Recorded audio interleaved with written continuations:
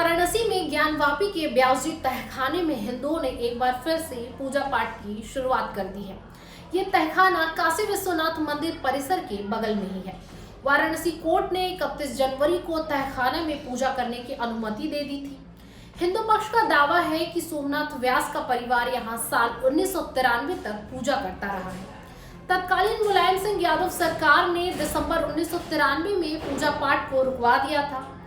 ऐसे में उन्हें 30 साल बाद इंसाफ मिला है। तहखाने में हिंदू धर्म के देवी देवताओं की प्राचीन मूर्तियां मौजूद है।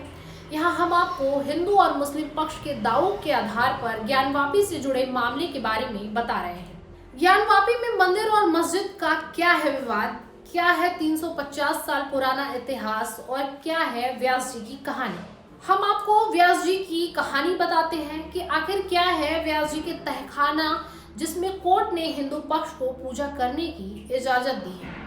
ज्ञानवापी में मंदिर और मस्जिद का विवाद और व्यास जी के तहखाने में पूजा करने का मामला दोनों अलग अलग केस है।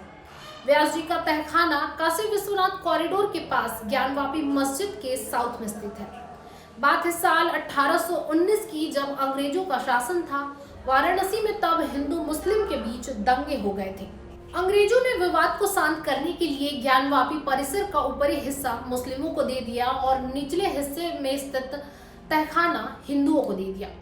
वाराणसी के तत्कालीन मजिस्ट्रेट ने ज्ञानवापी के बगल में ही रह रहे व्यास परिवार को तहखाने में पूजा पाठ की जिम्मेदारी सौंपी, क्योंकि व्यास परिवार ही साल 1551 से यहाँ पूजा कर रहा था। इसके बाद 1993 तक सोमनाथ व्यास का परिवार यहाँ पूजा करता रहा।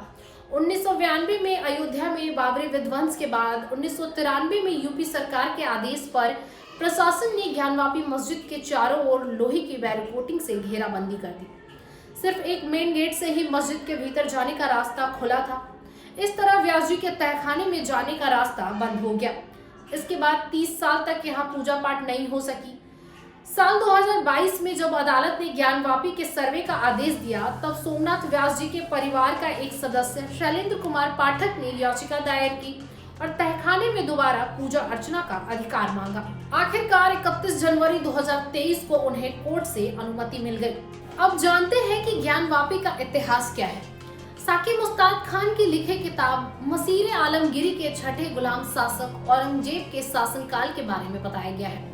इसी किताब के आधार पर मंदिर पक्ष दावा करता है कि औरंगजेब के शासनकाल में भगवान विश्वेश्वर का मंदिर तोड़कर उसी स्थान पर ज्ञानवापी मस्जिद का निर्माण कर दिया गया।